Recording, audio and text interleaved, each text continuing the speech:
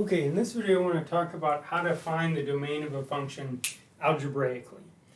And we're really looking out for two things when we're talking about finding a domain. We want to know, is the denominator ever 0? Because we're not allowed to divide by 0. And we want to know, are we ever taking the square root of a negative? So we're looking for those two issues, square roots of negatives and dividing by zeros. So let's look at an example. Find the domain of f of x equals 5 plus 2x divided by 3 minus x. I'm going to go out on a limb and assume that in this function we're never going to take a square root of a negative because there's no square roots. However, we might end up dividing by 0 depending on what x we plug in. So as soon as I see an x in the denominator, we have to worry about, are we accidentally dividing by 0?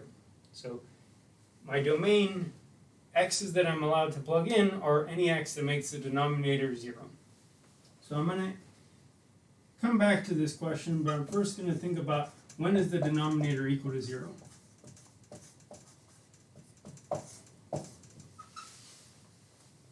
Okay, so let's treat that as an equation and solve it. And we'll answer this question, and then we'll come back and answer the original question, finding the domain. Okay, so denominator is 3 minus x. When is 3 minus x equal to 0? Okay, so we have an equation, we can solve an equation. So I can add x to both sides. X is equal to 3. Okay, so the answer to the question, when is the denominator equal to 0? The denominator is equal to 0 when x is equal to 3. Okay, so let's think about what that means for the domain. When x is equal to 3, the denominator is equal to 0. That's bad. We want that to not happen.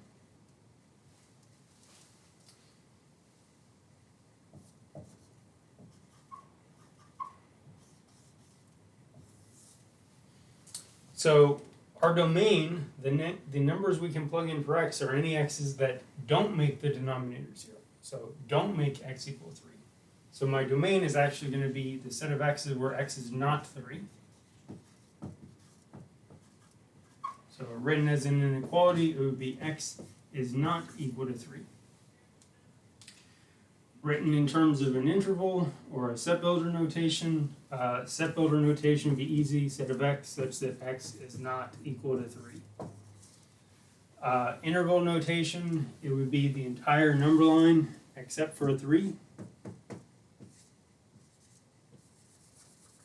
which we would have to write as a union of two intervals. So minus infinity up to 3, union 3 to infinity. So this is the domain of that particular function. Okay, let's try another example. Again, the idea is I want to know when is the denominator equal to 0, and then I basically want to say I want the denominator to be not 0. So I want x to be not 3.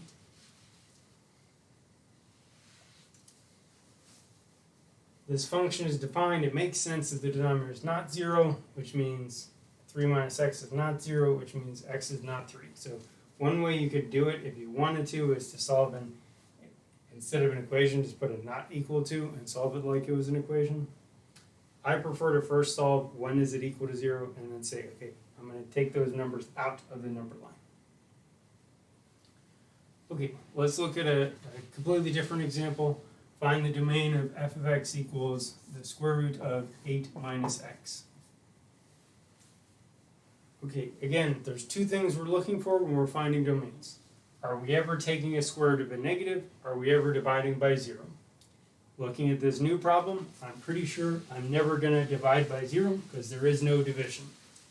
However, I am a little worried about square roots of negatives because I see the square roots in and the x is inside.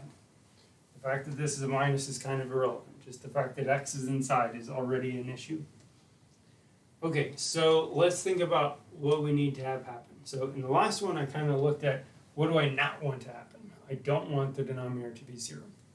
This time, I'm just going to look for what do I want to happen. I want this number in here to be a positive number. I don't want to take a square root of a negative. So square root of a negative is bad.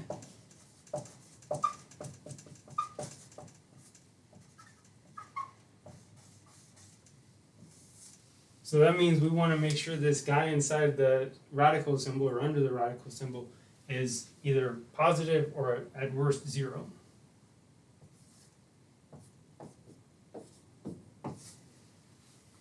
And notice, again, we have an inequality. This one is actually a greater than or equal to, so we've talked about how to solve greater than or equal to problems before. Just manipulate and move x's to one side. So add x to both sides to get 8 is greater than or equal to x, or x is less than or equal to 8. So that would be the set of x such that x is less than or equal to 8, which is also 0 from 8 to infinity. So that would be the domain. We are allowed to plug in numbers that are bigger than 8.